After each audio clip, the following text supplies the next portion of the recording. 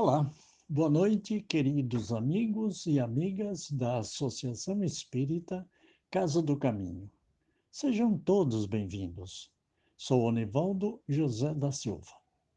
É sempre um prazer e uma grande alegria estar aqui com vocês para falar de Espiritismo.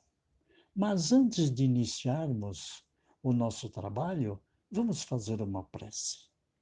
Serenando os nossos pensamentos, tranquilizando os nossos corações. Vamos rogar a proteção de Deus, Pai de amor, bondade e justiça, de nos ter concedido a bênção da vida. Que os amigos espirituais, sempre presentes, nos envolvam em vibrações benéficas, inspirando-nos fraternalmente para podermos entender os ensinamentos trazidos pelo Espiritismo. Que as bênçãos do alto nos deem força e coragem para continuarmos nossa caminhada evolutiva em busca do conhecimento e da perfeição moral. Que assim seja. Então vamos ao tema de hoje, que é, abro aspas, da teoria à prática, fecho aspas, que tem por base o capítulo 10, item 5, livre-arbítrio, contido em O Livro dos Espíritos. As leis morais contidas no Livro dos Espíritos é um manual de comportamento que estabelece os deveres e direitos humanos. Todo ser humano, pela sua vontade, é livre para decidir e escolher seu caminho. Falando de livre escolha, aqui encaixamos esta pergunta: o que é da teoria prática? É o mesmo que perguntar como sair do aprendizado teórico para uma ação prática? Antes de responder, vou fazer algumas considerações iniciais. Primeiro, o que é o livre-arbítrio? É uma expressão que denota a vontade livre de escolha, ou seja, tomada de decisões livres. O livre-arbítrio é a capacidade de escolha autônoma realizada pela vontade humana. Vamos, então, buscar a resposta em O Livro dos Espíritos. Lá na questão 843, Kardec perguntou aos benfeitores espirituais: o homem tem o livre arbítrio dos seus atos? E a resposta: como tem a liberdade de pensar, tem a liberdade de agir. Sem livre-arbítrio, o homem seria uma máquina. Eu comento. A existência do livre-arbítrio tem sido uma questão central na história da filosofia e, mais recentemente, na história da ciência. O conceito de livre-arbítrio tem implicações morais, psicológicas, filosóficas, científicas e tecnológicas. Na pergunta seguinte, 844, o homem desfruta do livre-arbítrio desde o nascimento? E eles responderam: ele possui a liberdade de agir desde que tenha vontade de fazer. Nos primeiros instantes de vida, a liberdade é quase nula. Ela, liberdade, se desenvolve e muda de objetivo com as faculdades. Tiramos a seguinte conclusão: se temos o livre-arbítrio, liberdade e vontade de agir, a princípio, podemos fazer tudo o que queremos, sem qualquer impedimento. Mas não é totalmente assim. Existem regras, normas, direitos, deveres que limitam o que se pode fazer em determinadas condições. Portanto, livre-arbítrio liberdade, determinismo têm implicações morais, filosóficas, científicas e tecnológicas. Pergunta seguinte 845.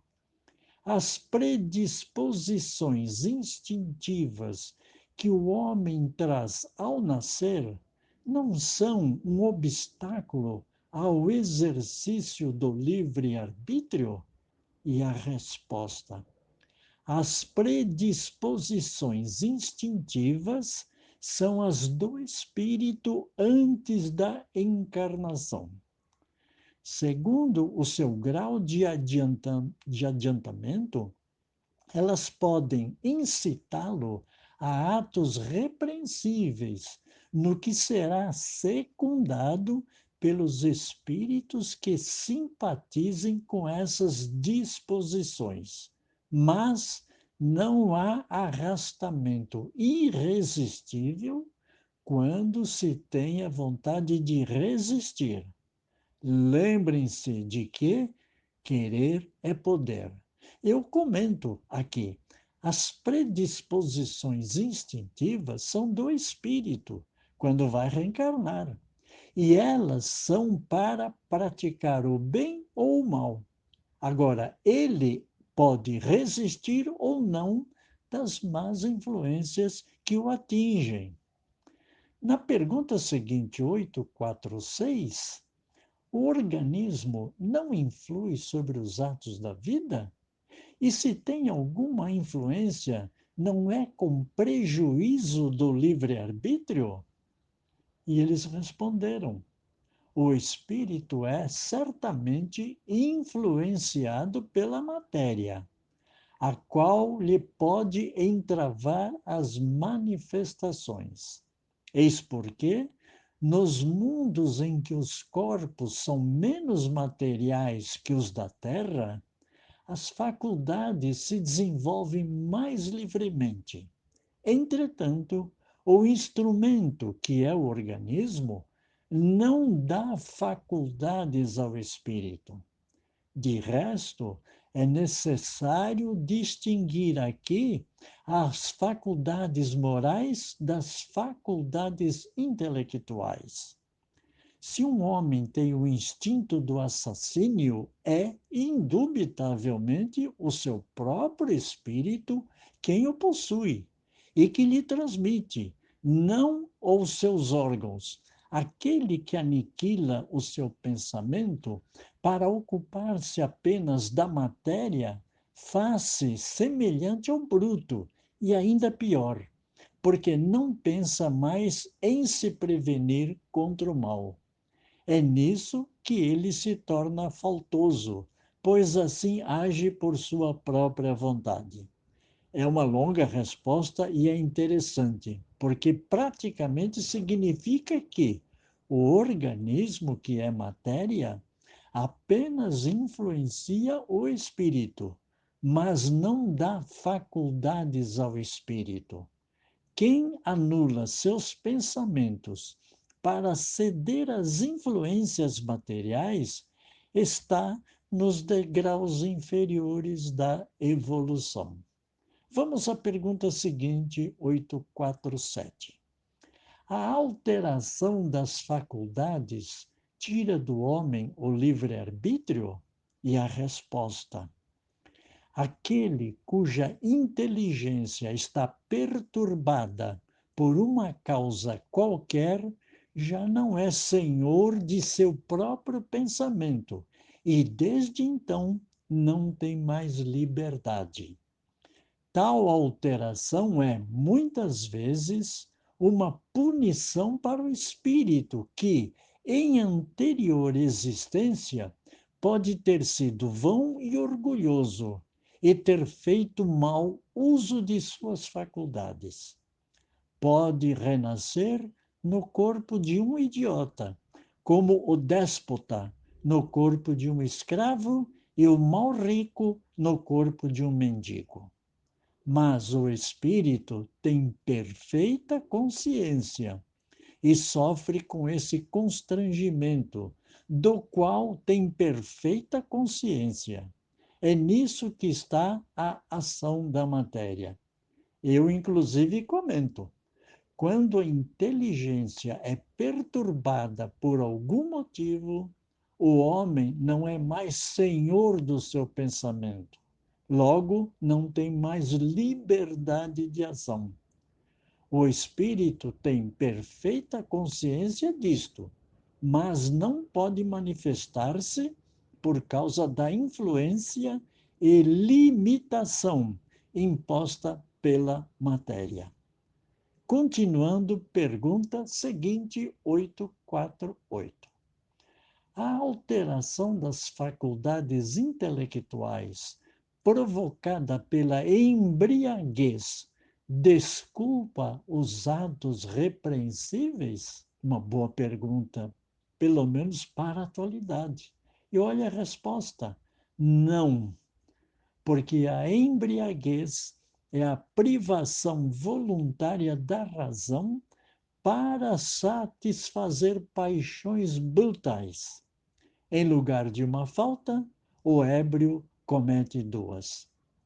Olha, essa resposta é válida também para todos aqueles que se entregam ao uso de drogas, lícitas ou ilícitas, que causam dependência química. É um grave problema social. É a privação da razão para satisfazer paixões desequilibradas. Continuando na pergunta seguinte, a 849. Qual é a faculdade dominante no homem em estado selvagem? O instinto ou o livre-arbítrio? E a resposta: o instinto, o que não o impede de agir com inteira liberdade no tocante a certas coisas.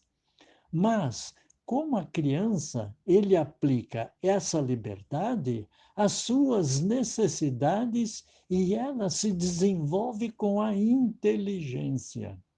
Portanto, a pessoa que é mais esclarecida que um selvagem é mais responsável que ele pelo que faz. Eu comento, prevalece o instinto para o homem selvagem atender suas necessidades. Ele pode agir também com certa liberdade através do livre-arbítrio. Mas no homem esclarecido é maior a responsabilidade na aplicação de suas escolhas. Está no Evangelho: muito se pedirá a quem muito recebeu, ou a quem muito foi dado. Na pergunta seguinte, 850, a posição social não é, em geral, um obstáculo à inteira liberdade de ação? E eles deram uma resposta. O mundo tem, sem dúvida, as suas exigências. Deus é justo e tudo leva em conta, mas vos deixa a responsabilidade dos poucos esforços que fazeis para superar os obstáculos. Terminou a resposta. Olha o comentário que eu faço. Normalmente, aplicamos pouco esforço para superar nossos desafios, mostrando nossa vulnerabilidade, ou seja, as nossas imperfeições, difíceis de serem eliminadas. Neste caso, é preciso aplicar a força da vontade. Ao lado do livre-arbítrio existe a liberdade. E o livre-arbítrio é, como a liberdade, assunto aparentemente simples, mas é complexo e profundo. Tudo pode ser analisado sob diferentes ângulos, o que deverá dar uma interpretação final coerente e lógica, conforme valores e padrões consolidados pela sociedade. Aí eu chego na liberdade. É uma questão imposta constantemente ao homem. mas a liberdade está condicionada a leis e normas que regem a vida na sociedade e subordinada a fatores externos que independem do nosso controle. Por isso, liberdade absoluta não existe. Sendo assim, ninguém pode afirmar que livre-arbítrio seja indiscutível. Princípios fundamentais do Espiritismo, como a existência de Deus, imortalidade, reencarnação, entre outros, não podem ser excluídos ou ignorados do corpo doutrinário. A finalidade do estudo dos ensinamentos da doutrina espírita é levar toda pessoa para refletir sobre o livre-arbítrio nos relacionamentos sociais. Porque refletir significa reavaliar e repensar novos conceitos, novas ideias, outras opiniões, em função do nosso aprendizado e avanço intelecto-moral, a partir do momento que adquirimos mais conhecimento. O livre-arbítrio é uma das questões mais polêmicas e paradoxais de todos os tempos. Para essa filosofia, o homem é livre para a prática do bem e do mal, mas arca com as consequências dessa liberdade. Logo, o espírito ou alma, como quer que lhe chamemos, de pequena evolução espiritual, realmente pouca liberdade tem de escolher entre o bem e o mal, visto que se rege mais pelos instintos do que pela inteligência. Ao livre-arbítrio opõe-se a filosofia do determinismo. Os deterministas, eles sustentam que as ações e a conduta do indivíduo, longe de serem livres, pois independem de ação humana, dependem integralmente de uma série de contingências, como os costumes, o caráter e a índole da raça a que pertençam, o clima, o solo e o meio social em que vive, a educação, os princípios religiosos e os exemplos que recebe. Resumindo, tudo o que acontece com a natureza e o homem já está determinado por uma causa que nós chamamos determinismo. Logo, entre o livre-arbítrio e determinismo, surgiu o incompatibilismo, afirmando que o determinismo não pode harmonizar-se com o livre-arbítrio. Mesmo assim, evoluímos sempre, apesar do determinismo, livre-arbítrio e liberdade. Porque a evolução é um dos princípios do Espiritismo. Não é possível evoluir ou crescer como espírito sem a pluralidade das existências, porque nós partimos de um princípio, de um início, criados simples e ignorantes. Porém, regendo a caminhada evolutiva, existe a lei divina que deve ser seguida e respeitada. Conforme a escala espírita, no Livro dos Espíritos, número 100, todos os espíritos estão em diferentes níveis de conhecimento em inteligência e moral. São estas diferenças que ainda criam inúmeras desigualdades sociais. Quantas necessidades básicas existem de natureza física, psíquica, emocional? Diante destas desigualdades sociais, existem espaços para todos exercitarem uma máxima de Jesus: fazer para o próximo aquilo que desejamos para nós. E aí eu vou lá na questão 893 do Livro dos Espíritos, quando Kardec perguntou: qual a mais meritória de todas as virtudes? E eles responderam: todas as virtudes têm o seu mérito, porque todas são indícios de progresso no caminho do bem. A virtude, sempre que há resistência voluntária ao arrastamento das tendências, mas a sublimidade da virtude consiste no sacrifício do interesse pessoal para o bem do próximo, sem segunda intenção. E eles concluem: a mais meritória é aquela que se baseia na caridade mais desinteressada. Resumindo, a virtude mais meritória é a do sacrifício do interesse pessoal pelo bem do próximo, sem interesses ocultos. Quem tem conhecimento destas necessidades e não toma nenhuma ação, está estacionado no campo da teoria. Como sair da teoria rumo à prática? Coloque-se no lugar do outro para sentir suas dificuldades, necessidades e problemas, especialmente aqueles em situação de grande vulnerabilidade, com necessidades básicas de sobrevivência.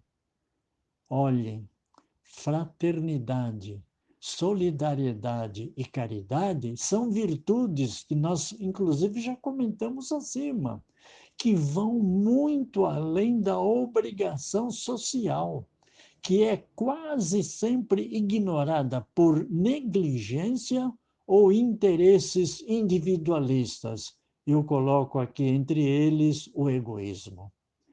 Todas as virtudes podem ser praticadas indistintamente por qualquer um de nós, conforme ensinou o Espírito da Verdade. Amai-vos e instruí-vos. Por quê? Porque fazer o bem faz bem. Basta querer e é só usar a vontade e aplicar o livre-arbítrio. Diante de tudo isto que nós falamos, vamos fazer o bem para ajudar o próximo ou continuar fechados na prisão do egoísmo? Neste exato momento, pense quantas pessoas em algum lugar estão precisando de algum tipo de ajuda? Para sair da teoria e executar a prática, basta acionar o livre-arbítrio através da força de vontade. Eu concluo aqui afirmando e aconselhando. Quem desejar aprofundar-se no assunto, porque envolve inclusive termos que vão além do livre-arbítrio aqui do Livro dos Espíritos, deve consultar através da internet livre-arbítrio, determinismo, incompatibilismo e outras palavras. Portanto, para concluir essa nossa exposição, vamos fazer a nossa prece de encerramento, agradecendo a todos pelo carinho da audiência. Mais uma vez, elevando os nossos pensamentos a Deus, agradecemos humildemente os ensinamentos que recebemos. Rogamos que as vibrações emanadas desta prece possam envolver amorosamente todas as pessoas, onde quer que elas estejam, levando sempre, em nome de Jesus, a paz, a fé e a esperança. Agradecemos também aos bons amigos espirituais pela assistência inspiradora que deles recebemos. Muita paz para todos, que assim seja.